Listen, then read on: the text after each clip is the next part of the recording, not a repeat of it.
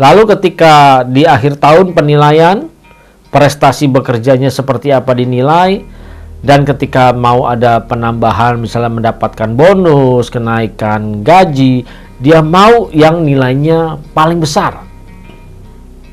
Bahkan mungkin berusaha untuk berkonsolidasi. Nah, ini baru berkonsolidasi.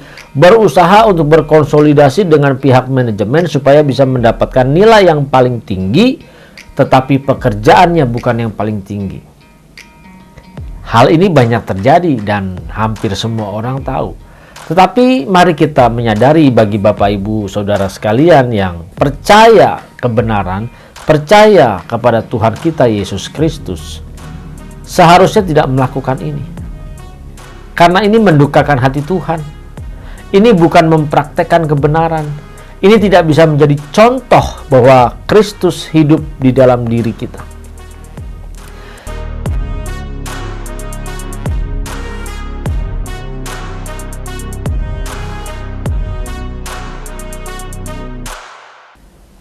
Kita berjumpa kembali Bapak Ibu Saudara bersama dengan saya Buyung Kosaputra di channel CPS Television.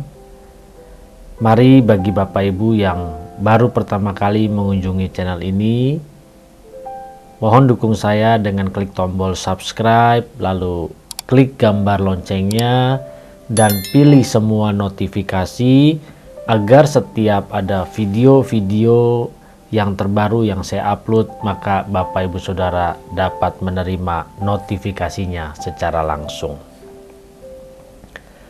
Sering kita melihat banyak orang ketika dia bekerja atau sebelum dia bekerja, dia berjuang untuk mendapatkan sebuah pekerjaan, dia cari ke sana ke sini, dia melamar ke sana ke sini untuk mendapatkan sebuah pekerjaan.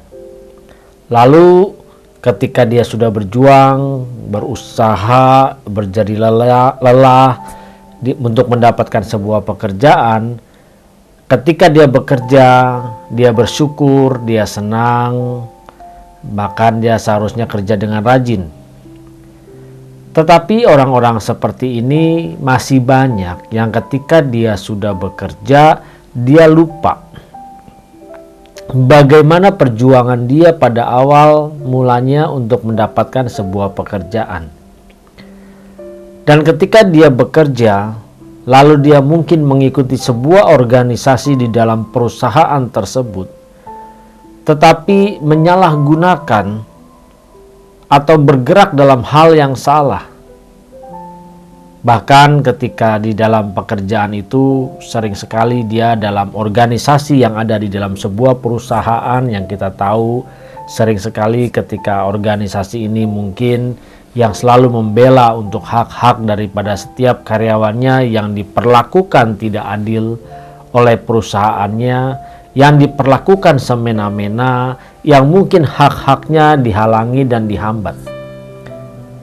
Ketika kita melihat ada karyawan-karyawan seperti ini yang mereka bergabung dalam sebuah organisasi, lalu sering sekali saya menemukan orang-orang seperti ini bahkan banyak mengatasnamakan organisasi untuk satu upaya, yaitu dia meninggalkan pekerjaannya, meninggalkan tanggung jawabnya.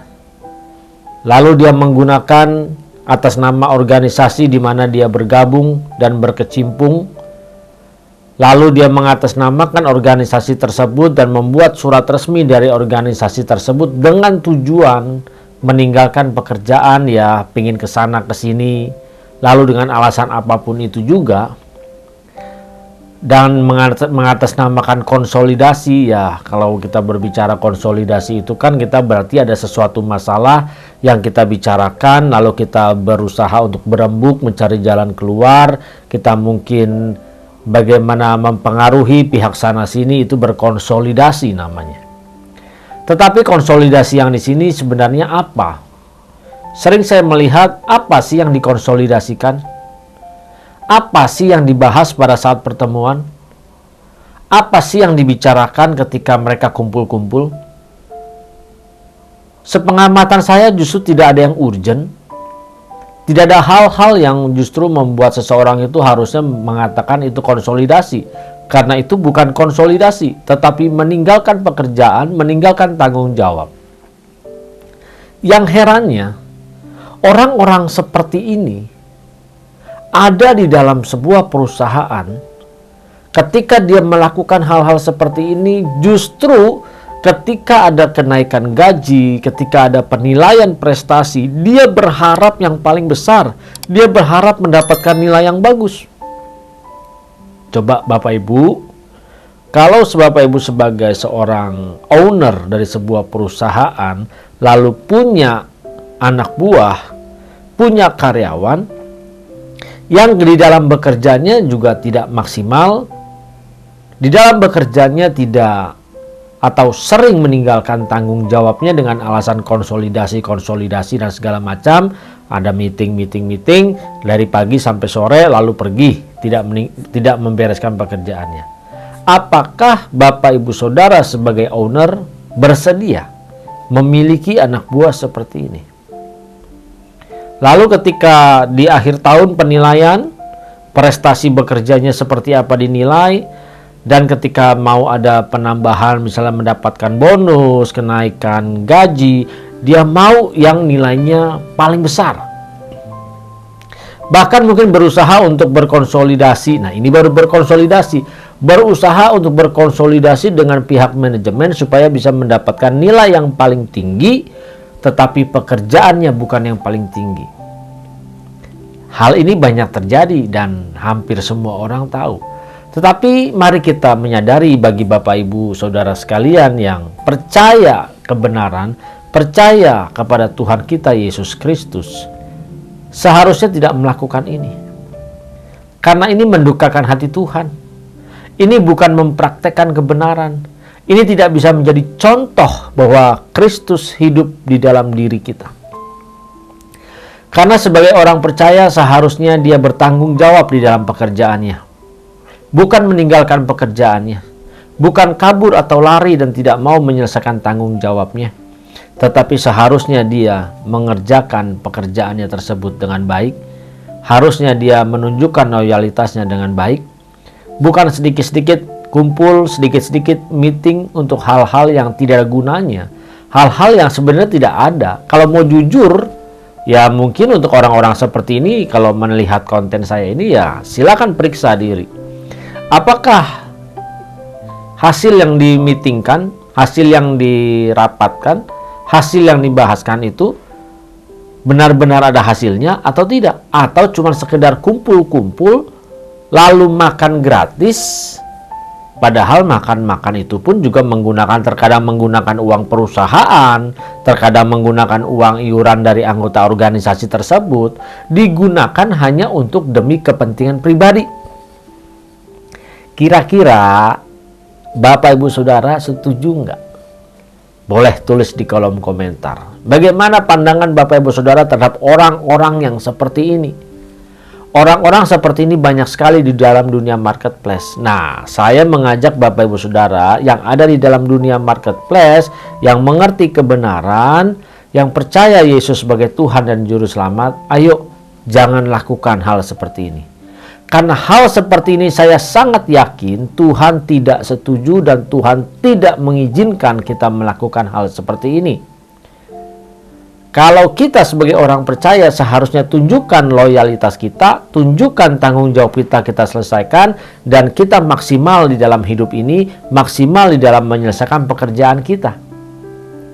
Mari Bapak Ibu Saudara, orang-orang seperti ini hanya yang maunya menang sendiri, maunya senang-senang sendiri, dan hanya kalau misalnya ada apa-apa beraninya langsung bacotnya aja yang gede, ngomongnya aja yang gede, belagunya aja yang gede, tetapi tidak bisa menunjukkan bahwa dia hidup di dalam Tuhan. Mari jangan sampai Bapak Ibu Saudara melakukan hal-hal seperti ini. Kalau kemarin-kemarin masih melakukan seperti ini, sadarlah, bertobatlah, karena semua itu pasti akan kita pertanggungjawabkan di pengadilan tahta Tuhan. Di pengadilan di akhirat kita pasti harus mempertanggungjawabkan. Kalau kita membuat surat izin ke manajemen, alasan ada konsolidasi, alasan ada rapat, alasan ada meeting, ini itu segala macam, apa buktinya? Benarkah meeting atau bukan? Atau cuman makan-makan? Atau cuman jalan-jalan? Dan semua bisa dibuat-buat. Manusia sekarang ini begitu banyak dan begitu licik. Dan saya menemukan begitu banyak orang-orang yang licik seperti ini. Tetapi bersyukurlah bagi Bapak Ibu yang melihat konten ini. Ayo, saya mengingatkan, ayo saya mengajak, jangan kita lakukan itu. Kalau kita ada di tengah-tengah lingkungan seperti itu, mari kita tunjukkan bahwa kita orang yang berbeda. Kita bukan orang yang sama. Ya, konsekuensinya mungkin kita dimusuhi. Konsekuensinya mungkin kita dibilang aneh. Konsekuensinya mungkin kita dibilang kita tidak bisa sejalan dengan mereka. Tidak apa-apa Bapak Ibu Saudara, jangan khawatir. Yang penting jangan sampai kita tidak sejalan dengan Tuhan. Jangan sampai kita tidak sepemikiran dengan Tuhan. Jangan sampai kita tidak menyukakan hati Tuhan. Kita tidak perlu menuntut kepada perusahaan kalau kita bekerja dengan baik, Tuhan pun pasti memberkati kita. Walaupun mungkin di perusahaan kita dijegal, kita banyak hal ini itu bermasalah, percaya Tuhan pasti memberkati ketika kita melakukan tugas dan tanggung jawab kita di hadapan Tuhan. Dan kita bekerja untuk Tuhan. Mari Bapak Ibu Saudara, sadarlah kalau kita masih melakukan praktek-praktek seperti ini adalah praktek-praktek yang tidak benar, yang tidak menyukakan hati dan perasaan Tuhan. Mari, selagi kita bernafas, selagi kita masih ada kesempatan, selagi kita masih menghirup udara di dunia ini, ayo kita lakukan kebenaran. Berubahlah. Kalau kemarin-kemarin melakukan seperti itu, tapi sekarang berubah, saya katakan berubah. Jangan menyesal. Kalau sampai kita nanti di dalam kematian, kita baru menyesal, percuma, nggak ada artinya. Ayo Bapak Ibu Saudara, saya mengajak kita sadar. Kita bekerja dengan giat, kita bekerja dengan tekun, kita bekerja keras, kita selesaikan tanggung jawab kita. Semua hanya untuk kemuliaan Tuhan. Karena Dia yang menebus kita, maka kita bertanggung jawab kepadanya, supaya kita menyukakan dan menyenangkan hati Tuhan. Mari Bapak Ibu Saudara yang diberkati, jangan lupa silakan berikan tanda like, boleh tuliskan komentar bagaimana pandangan Bapak Ibu terhadap orang-orang seperti ini.